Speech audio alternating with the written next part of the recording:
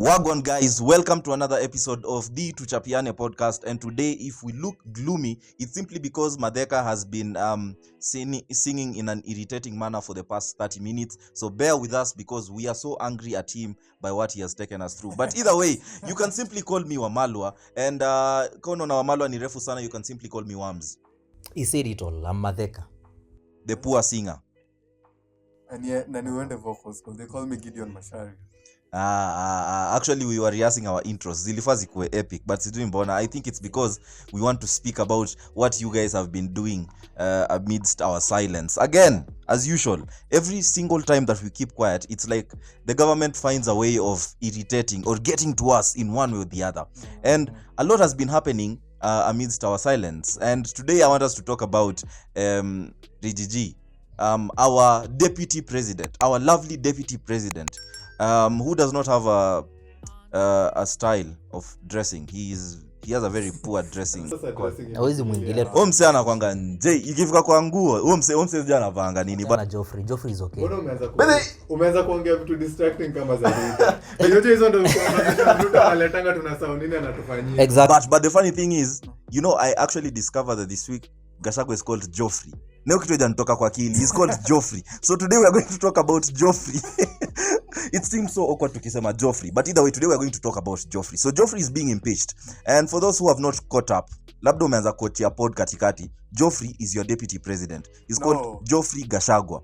Impeached already. He's not yet impeached. So we'll give him the grace, the mercy of calling him the deputy president. Yes, for now. Before we give... We still have the Senate, we still have the courts. The courts, yeah. So bado. So before bado mapambano. Why is Ruto playing politics with every single situation that we bring? We sort of every single time we like bring up an issue, because people are so vocal on social media about you remember about the Adani scandal, about the SHA, and immediately that story peaked. Boom, Joffrey is being impeached, and now everybody has shifted their focus to Joffrey being impeached. So let us handle the Joffrey story. What do you guys think about this entire impeachment fiasco? Well, for me, I think it's just a strategy to divert our attention to something different. Yeah. As you said earlier, the SHIF and the Adani scandal. Yeah. But still on it, yeah. I believe these guys don't like the deputy president. Why but well, he's not a good guy. I'm not saying that he's a good guy, but they don't like him. Because the way he always says it, that is a truthful man. Yeah. And at a point, well, he is, yes, I agree to it, he's a truthful man, but I don't know to what extent. But I've been thinking, and this guy, the evidence that he brought to the light the other day, he had a very strong evidence. But kuna vitu zingine siwezi kubaliana pia na yeye. Kama gani? Kuleta brother yake into the story. He kept on saying his brother this, his brother that, nini. It's like the wealth that he has acquired in his whole life imetoka kwa brother yake. Yeah. Which na hiyo it's like hiyo peke yake ndio ilikuwa well ilimensioniwa, it was just mentioned but because he wants to move the crowd and all that na hii public sympathy akaanza kusema yeye ni pole, lakini akaanza kusema yeye ni yatima and brother yake sijui brother yake anafanywa hivi na vile, which doesn't sit right with me kama jamaa. Well, there are other accusations that amekuwa akona gross misconduct and all that. Well, hizo ni siasa and they have been there. People have been saying a lot of things about everyone and hakuna MP hata pia mzuri. Hao wase pia wako na faults zao. Ukiangalia pia alikuwa anaongelea kuhusu the speaker of the National Assembly. Akasema pia alikuwa kwa deal ya power sharing and all that. Lakini yeye akiibonga akisema hiyo story ni shida. So I guess we just have a corrupt system that we have to approve. Na tunafaa kutoa wase wote wenye kwa hiyo system ndio at least tupate inchi yenye ni fiti. Mimi Kenya naweza sema ni first of all, I hope wenye wako wamefunguka macho, wamefunguka after hii kitu. Imagine every MP, unajua MP za waingiangi hizi vitu. Walikuwa available to impeach this guy. Including Sudi. Sudi was there. Ndo nakwambia kuna wengine hata wanakuanga very absent. Hiyo day walikuwa. Yeah. Unajua these guys ni interest zao wao protect. Interest zao ndio protect. Yeah. How sahi senators wamekuwa banned from traveling. Yeah. Ndio wafukuze huyu jamaa. Yeah. Like sijui kama hujafunguka macho mimi sijui. These guys do not like us. It's their interest wana protect too. Yeah, and individually at an individual level, what I perceive from this entire thing, it is just if this sounds so harsh, it is just an entire shit show. Because you see, they are impeaching somebody for the same things that they are doing. If I was supposed to question, for example, somebody like Oscar Sudi, how did you accumulate your wealth? At least Gachagua clings on the story about his brother. What will Oscar Sudi tell us? Because he has just his wealth is so unprofounded. We actually don't know where he got his wealth from. But this guy has a club in Eldoret XO, and he's actually opening another club in Nakuru, the same XO. You see, he has accumulated all this wealth, and these people are so pretentious in nature that they want to crucify their own because of their own interests. You get? Because you see, I'm not saying Gachagua is a good guy. I really don't care about even the impeachment. Honestly speaking, from an individual level, an intrinsic level, I really don't care. If they want to punch each other in public, I will go ahead and spectate it because I really don't love those guys. But you see, the thing is, it is so idiotic and so pretentious that they're crucifying one of their own for something that they are doing. Even right now as we speak, they are stealing money, they are wiring money to their accounts, they are storing money in foreign accounts, they are tendering themselves and their companies into the government. All these processes, they are doing it. But now they are like, now you see, Gachagua is doing ABCD. Gachagua called out the NIS when Ruto was the deputy president. He called out Kinoti. Hata evidence ilikuwa tabled. Exactly. And Mutiambai. But was he impeached? No. This is a political fiasco. And I urge Kenyans at this very moment, keep the focus. We are on Adani and SHL. Tusiachilie story. These guys are trying to divert our attention into some nonsensical politics. See, politics zenu nimalizeni huko hivyo. We really don't care. Kama nataka kutandikana, you beat each other. We really don't care. Because I saw the public participation. And there was this lady from the ghetto who every time was like, hata metwita hapa. You know, kuna mashida zenu. Kuna mashida zenu. But it makes sense. It makes so much sense. Exactly. They are calling us together and they're trying to consolidate our sovereignty the moment that they need us to protect their interests. And in this case, is the interest of impeaching the deputy president. So ati sasa ndo anatuita public participation. Why is there no public participation about SHA and Adani? Yeah, at a finance bill, there was no public participation. Because if you're leasing it for 30 years, hey, banana mali ya public property. We need to be involved in this participation of exactly. Something like this. But for them, public participation is when their interests now ziko under siege. Sasa ndo wana feel, maziacha to involve. And you saw the ground ni kumoto. And I don't know if you guys are blind or you're deaf. Ground ni moto. Ground haiwataki. And you had people are telling them actually, come nenda mwende nyi wote. Kufa dereva, kufa makanga. You know, me I'm not even flowing that analogy ya kufa dereva, kufa makanga. Let them go, all of them. MPs wote. At this point, it is just a game of interest. And I'm saying this, I want to be very tactful or tactical on how I say this statement. In terms of politics, Ruto is very precise and very tactical. He's like the Pep Guardiola of politics. He's like the political Shakespeare. And I was discussing this with my friends and they were telling me, Ruto is not smart politically. He's a dictator. He's been abducting people, doing all these things.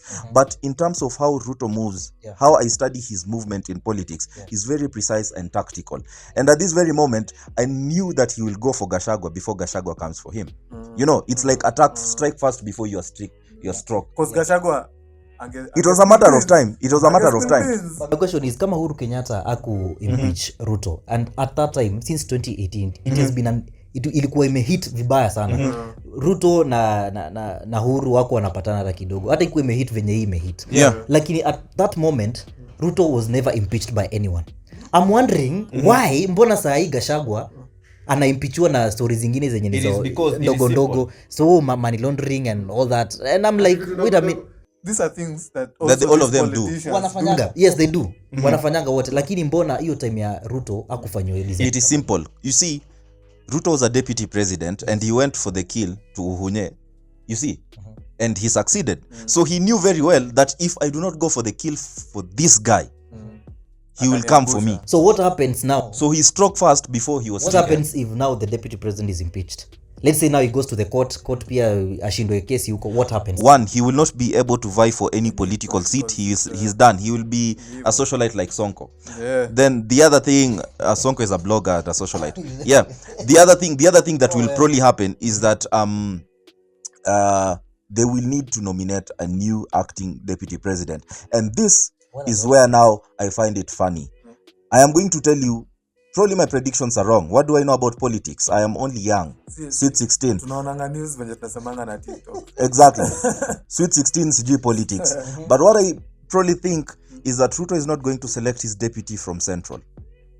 It is done. But we have heard about Waiguru, we have heard about Kindiki. That is a story, bro. You see, the reason I'm saying this is the way I'm seeing most or mature Central MPs or MPs from the Mulima side are scampering and trying to run to safety. They returned the party, Jubilee party, to Uhuru Kenyatta because now they know things are bad. Yes. You saw Gachagua every time he was like, I'm very sorry nilitumika kutusi ndugu yangu Uhuru, because he knows things are now bad, and the only person that can save Central Kenya at this very point is none other than Uhuru Muigai Kenyatta, because his silence has created absence. He's the only person who can unite them, but at this moment he's like, umsesi alikuja kanibia makondo zangu, hata tu imrambe. He has not said anything. Akasema anachukua serikali from the previous, hata si kwa government ya Uhuru. Exactly. So what I'm predicting is the next deputy president is not going to be from Central Kenya. I don't know where it's going to be, but it's not going to be Central. It's either going to be from Western. Are you sure? One Western. I saw this ploy kitambo. Can Tom and Jerry do that? I might be wrong, but it's gonna be Tom. Tom, come on. What? Oh, Tom is nani? Tom is for those who haven't caught up. Tom is my DVD. It might be my DVD.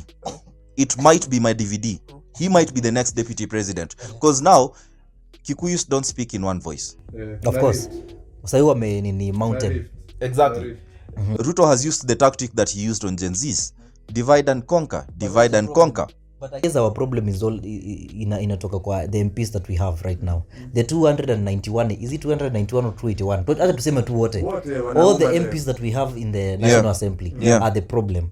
And first of all, after the bravado that happened in Parliament, they have to understand that the shift imeshatoka kwa social media, imeenda kwa ground. Na voters watakuwa accountable kwa voters. Juu zaidi voters wataki ufala.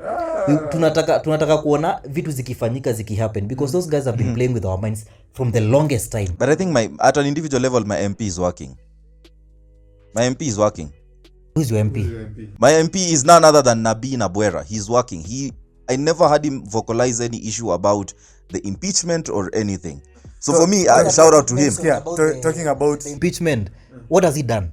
What has he done? If you go to Lugari, you can probably see what he has done. He's been very hands-on in terms of trying to bring development to the people, and that's shout out to him. Something that has not been happening for years is now finally happening, which is a good thing. He has not been vocal on these issues that sort of do not affect the mwananchi, you know. Talking about your MP, Dindi Nyoro and Babu Owino hawakuwa.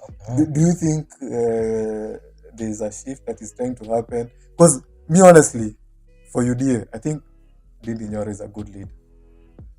And Dindi Nyoro to me, he's just like any other politician. So I wouldn't. I don't know. For me, I think Nyoro. No, my MP is good. No, me natetea. Maybe I'll defend my MP. My MP is good. But you see, if I'm talking, if we're going to talk about somebody like Dindi Nyoro and Babu Owino. No, Babu Owino I cannot defend him because me I know Nyoro for me is one. Nyoro might be working, but when it comes to the game of politics, I feel like he, at this very moment, he kept his silence because, one, Gachagua is his friend. Yeah. If you have been following up, and at some point, Gachagua is such a slippery guy, man. Out of Dindi Nyoro, I watched him tell Sholei Gladys. Like he played some nice reverse psychology. I was like, yes. He was like, I've seen my sister Gladys Sholei say that I've committed treason, but I'm a truthful man and I'm a gentleman. I won't forget what you did for me when I was arrested by the previous regime. You came and saw me, and I was like, that was so smooth, man. That was so smooth. You know, he played the game like how guys out here guilt trip chiles, like you know, you're gaslighting them, like, you know, he got in simple times ali gaslight Sholei, reverse psychology. But now coming back to Dindi Nyoro might be a good leader, but I feel like in politics you have to choose a side. That's why even independent politicians wanaingianga parliament and they choose a side. Ataka walipewa votes without a party. They always choose a side. And Didi Nyoro, most likely, he's trying to play a game that is in line with his convenience. You know, something that will not shift the ground away from him. Same to Babu Wino. Babu Wino discovered. Yeah. Same to your MP. My MP is just good. You just give him time. You'll get to hear. I'll come cry. Atakuja akili. You see, when it comes to Babu Wino discovered that during the Gen Z protest that actually he amassed some support from a larger group of the youth. So what he's trying to do again, he's trying to be so different from the others. So different and so precise in how he moves, because ulikuwa nasikia akisema vitu kama I hope issues affecting the mwananchi can also be handled in the same manner. You see, he's speaking in a manner that is in line with what the ground wants to hear.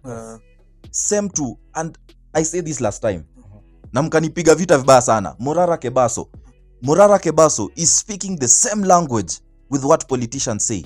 All these promises and everything. But Morara si anawa expose. Morara na expose nini? Morara kila siku ni kutuomba do, kila siku tuchange sijui nini.